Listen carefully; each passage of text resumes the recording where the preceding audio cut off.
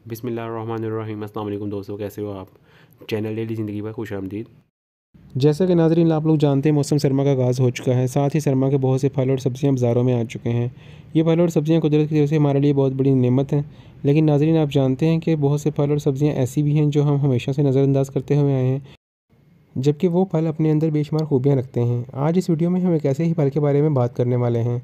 पाकिस्तान में नज़रअंदाज किए जाने वाला ये फल भी अपने अंदर ताकत के ख़जाने रखता है।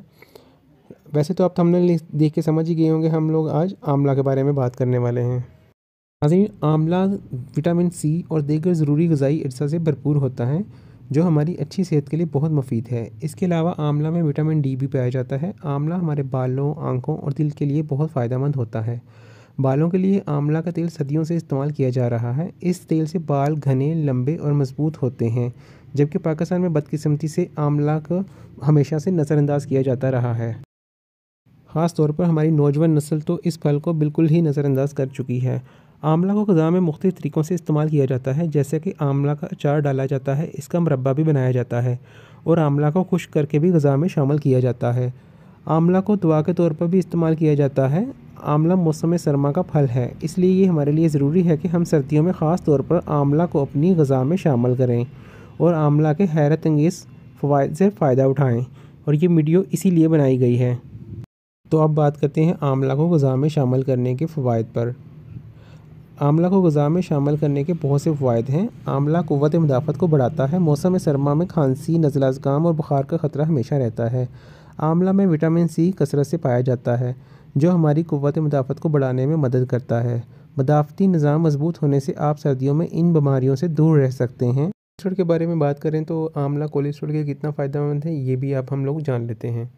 कोलेस्ट्रॉल का बढ़ जाना सेहत के लिए नुकसानदेह साबित होता है, क्योंकि ये दिल की बीमारियों की जड़ है। साथ ही वज़न में भी इजाफ़ा करता है।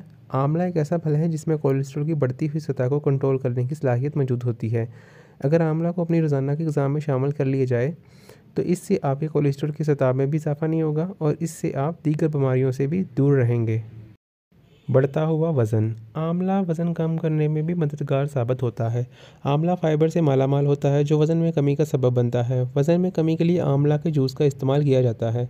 अगर आप वज़न कम करना चाहते हैं तो इसके लिए ज़रूरी है कि आप अपनी रोज़मर्रा की ग़िज़ा में खाने के 2 चमचे आंवला का रस शामिल कर लिया करें। आप बाज़ार से ताज़ा आंवला लें और घर पर उसका जूस निकाल लें।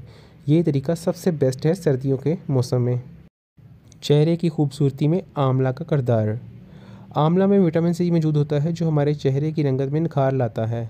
आंवला को चेहरे पर मास्क के तौर पर भी लगाया जाता है। सर्दियों में जिल्द खुश्क हो जाती है, जिसकी वजह से जिल्द ख़राब नज़र आती है। चेहरे की खूबसूरती को बरकरार रखने के लिए ज़रूरी है कि सर्दियों में आंवला का इस्तेमाल लाजमी किया जाए।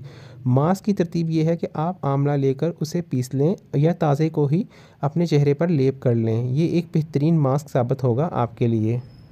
वीडियो के आखिर में हम शुगर के हवाले से बात कर लेते हैं आंवला के फ़वाइद पर। आंवला को शुगर के मरीज़ों की ग़िज़ा भी कहा जाता है। आंवला में कुदरती तौर पर ब्लड शुगर की सतह को कंट्रोल करने की ख़ुसूसियत मौजूद होती है। बहुत से मतालियात के मुताबिक शुगर पर काबू पाने के लिए भी आंवला को इस्तेमाल किया जाता है, लेकिन शुगर के मरीज़ों के लिए ज़रूरी है कि आंवला को अपनी ग़िज़ा में शामिल करने से पहले एक बार अपने डॉक्टर से मशवरा ज़रूर कर लें। तो नाज़रीन, आज की वीडियो बस यहीं तक थी। मिलते हैं फिर किसी अगली वीडियो में किसी और ग़िज़ा पर बात करते हुए या फिर किसी और बीमारी पर बात करते हुए।